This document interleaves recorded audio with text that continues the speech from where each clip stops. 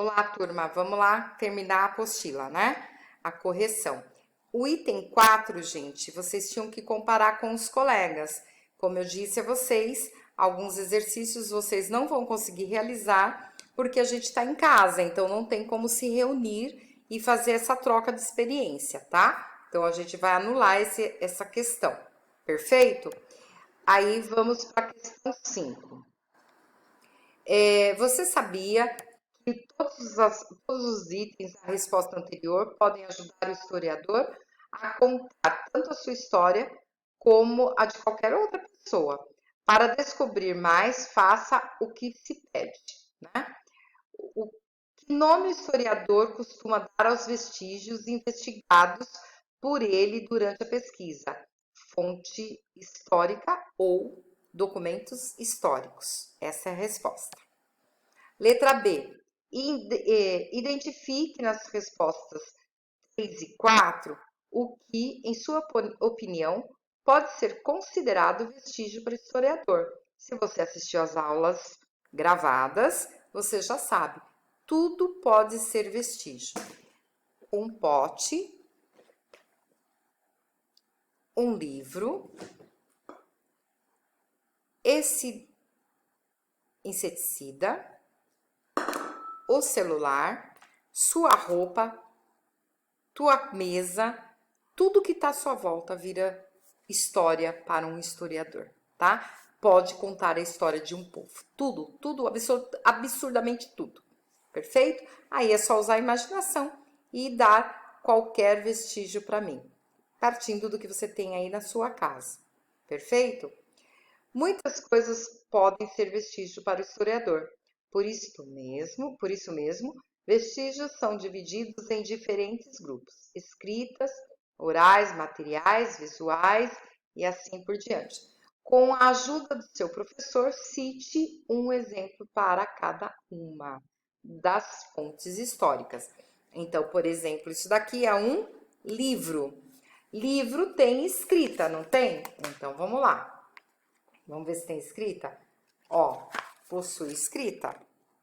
Então, se tem escrita, é um livro, então pertence a um documento escrito. Se não tivesse, professora, ó, é uma agenda, né? Tô formando um livrinho. Então, aqui não tem nada de escrita. Se não tivesse escrita, seria apenas um documento não escrito, que entra na questão material, certo? Esse pote não escrito, perfeito? O celular, documento não escrito. Aí você tem o visual. O visual pode ser o quê? Pode ser, por exemplo, isso aqui. Deixa eu pegar aqui para vocês.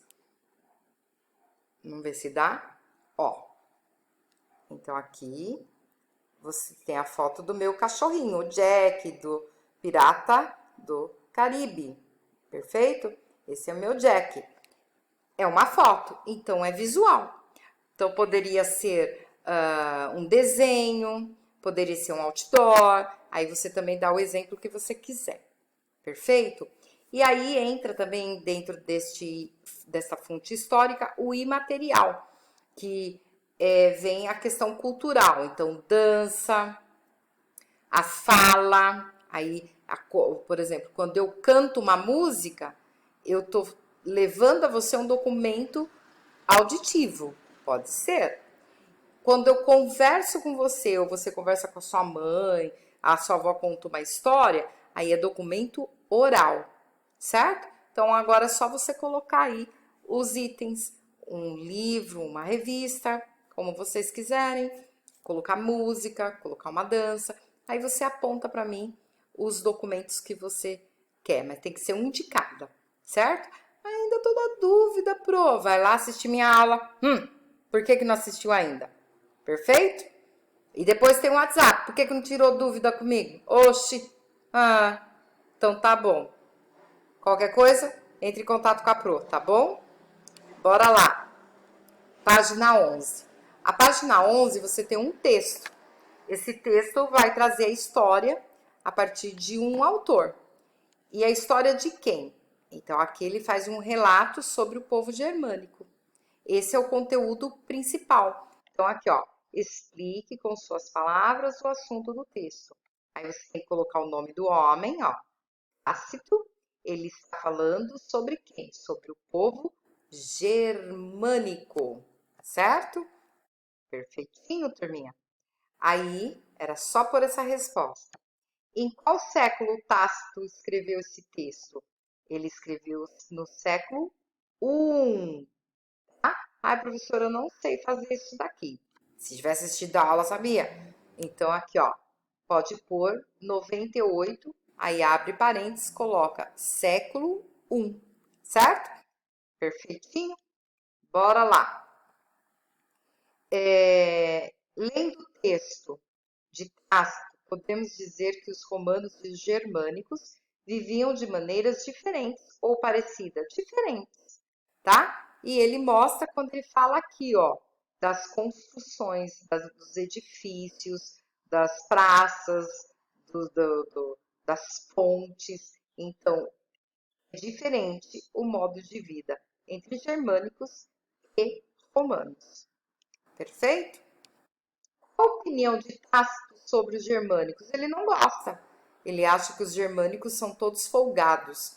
Desculpa a palavra, ela é feia, mas é uma palavra correta para se usar. Vagabundos. Ou seja, pessoas que ficavam vagando, né, pelas ruas, sem preocupação de trabalhar, de cuidar dos filhos, eram pessoas folgadas. Então, para eles, não, ele desmerecia os germânicos, tá? O que não é correto, porque aí a gente está fazendo o uso do preconceito. Após responder as questões acima, elabore um pequeno texto explicando esse você não precisa fazer, porque você precisava que eu estivesse junto de você para ajudar a orientar, né? A te orientar na escrita. Então, o 10 não precisa fazer. Perfeito? Agora vamos para os dois últimos exercícios. Aqui, nós aprendemos lá no vídeo de história. Não assistiu por quê? Volta lá assistir.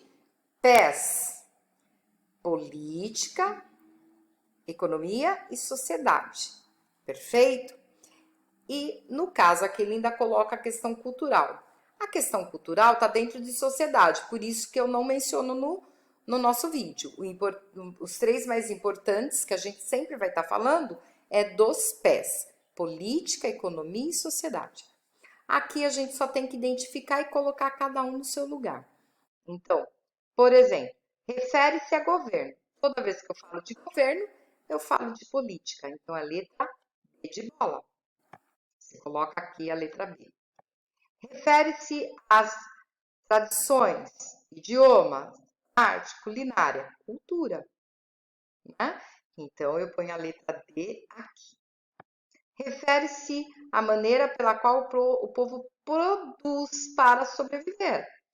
Trabalho, agricultura, indústria. Tudo isso gera dinheiro. Então, é economia. Letra C. E o último refere-se às pessoas, a maneira que elas vivem. Então, é sociedade. Letra A. Tá bom? Agora aqui, vai assistir o vídeo de história. Tá lá.